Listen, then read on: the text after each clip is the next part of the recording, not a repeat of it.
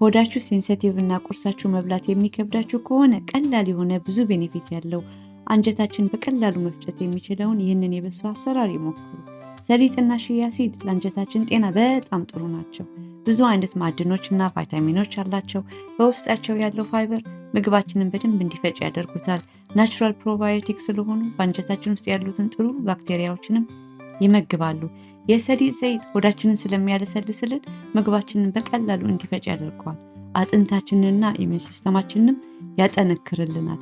ሺያ ሲድ ሆዳችንን ለረጅም ጊዜ ሙሉ እንዲሆን ያደርገዋል። በተለይ ደግሞ ስጋ ለማይበሉ ሰዎች ሀይ የሆነ ፕሮቲን አላቸው። ኦሊቭ ኦይል በጣም ብዙ ነው ጥቅሙ። ጤነኛ ልብ እንዲኖረን ያደርጋል። ብለድ ሹገር፣ ብለድ ፕሬሸር፣ ኮሌስትሮልን ማኔጅ ያደርግልናል። የገብስ ዱቄት ጤናማ ማይክሮባዮም የሚደግፍ የሆድ እብጠትን የሚቀንስ ለስላሳ ጥሩ የሆነ ፋይበር ነው።